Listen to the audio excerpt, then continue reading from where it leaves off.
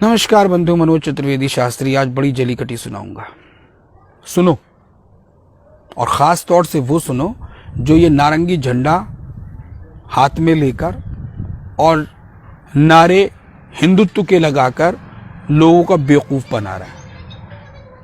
मैं उन लोगों की बात नहीं कर रहा हूं जो वास्तव में सनातन धर्म के रक्षक हैं, जो सनातन धर्म की बात करते हैं, जो हिंदुओं का सपोर्ट करते हैं, जो सही मायने में अपने धर्म के प्रति वास्तव में जो लोग समर्पित हैं। मैं उनकी नहीं बात कर रहा हूं, मैं बात कर रहा हूं झूठे मक्कारों की, जो सिर्फ चोला पहन के घूम रहे हैं और रात दिन वो समाज में आग लगाने को तैयार बैठे रहते हैं। मैं उनकी बात कर रहा हूं। एक परिवार जो हिंदू परिवार है, जो 15 दिन से नमक की रोटियां ही खा रहा था और उसके अलावा उनके पास बेचारों के कुछ नहीं था, अपने बच्चों को दूध में पानी मिलाकर वो दे रहे थे। वो परिवार मेरे पास आया, उसने मुझसे कहा कि साहब अगर आप कोई सहायता कर सकते हो तो कृपया हमारी कोई सहायता कर दें।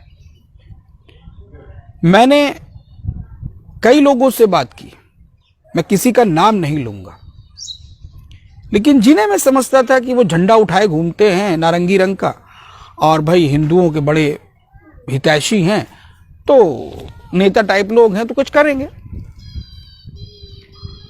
लेकिन उनमें से किसी भी कमबख्त ने कुछ नहीं करके दिया। एक दो ने आश्वासन जरूर दिए पर करा कुछ नहीं। आखिर में झल्लाकर मैंने अपने एक मुस्लिम डॉक्टर जो मेरे दोस्त भी हैं उन्हें फ़ोन किया, उनसे कहा कि भाई ऐसे ऐसे एक परिवार है और इनको रोजगार चाहिए, इन्हें खैरात नहीं चाहिए, अगर कुछ दे सकते हो, कोई रोजगार इनको दे सकते हो तो प्लीज़ इनको दे दो।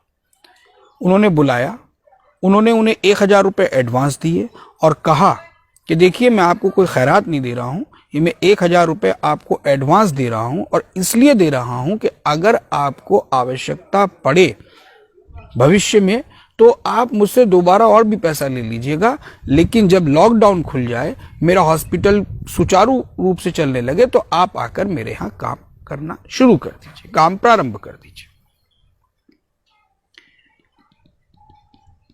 तो ना तो उन्होंने उन्हें कोई खैरात करी, ना कोई ज़कात करी। उन लोगों को रोजगार के लिए एक एडवांस दे दिया और उन्हें एक रोजगार भी दे दिया और बता दिया कि आप आ सकते हैं, काम कर सकते हैं। उनकी सहायता भी हो गई। दूसरे जो मेरे मुस्लिम हैं भाई हैं, मेरे मुस्लिम दोस्त भी हैं जो कि दिल्ली में बड़े कॉन्ट्रैक्टर हैं, आजकल वो यहीं पर हैं और एक राजनीतिक परिवार से हैं। मैंने उन्हें फ़ोन किया, उनसे कहा कि यदि संभव हो तो आप कोई मदद कर दीजिए। ये लिखकर मैंने उन्हें व्हाट्सएप पर भेज दिया, ये बताते हुए कि ये परिवार हिंदू है। उन्होंने 2 मिनट के अंदर अंदर मुझे फ़ोन किया और मुझे बोले कि आपके पास एक बंदा आ रहा है और वो लोग एक नहीं 2 राशन किटें आ रही हैं, आप एक किसी और को दे दीजिए अगर ज़रूरत हो, या इन्हें ज़रूरत हो तो दोनों इनको ही दे दीजिए। 15 मिनट के अंदर मेरे पास दोनों राशन की किट्स आ गई, जिसमें से एक किट मैंने उस परिवार को दे दी। तीसरे मुस्लिम डॉक्टर हैं, उनके बच्चे को एक तकलीफ थी। मैंने उनसे कहा कि भाई इस तरीके से इस बच्चे को एक छोटी सी तकलीफ है, अगर आप इसका थोड़ा सा कुछ इलाज कर दें तो। उस बेचारे ने इलाज भी किया, 1 का सिक्का नहीं लिया, दवाई अपनी तरफ से दे दी और ये कहते हुए भेज दिया कि आपको शास्त्री जी ने भेजा, हम पैसे शास्त्री जी से ले लेंगे। हालांकि पैसे तो उसने मुझसे भी नहीं लिए। यह है बड़प्पन।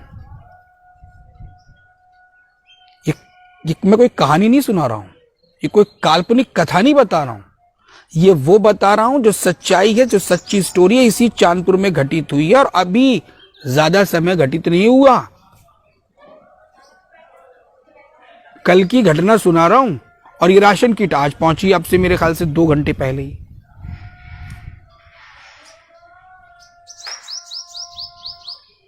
इसलिए बता रहा हूं कि खाली ये झंडे घुमाने से कुछ नहीं होगा, खाली पैबंद हिंदुत्व का लगाने से कुछ नहीं होगा। कुछ हिंदुओं के लिए करो, करके दिखाओ कुछ। ये जो मीडियम क्लास का हिंदू है ना, इसका ज्यादा मरण हो रहा है। इससे कोई पूछने आता नहीं और ये किसी को बता नहीं पाता, और जिसको बताता है वो सुनता नहीं। यार कुछ तो शर्म कर लो,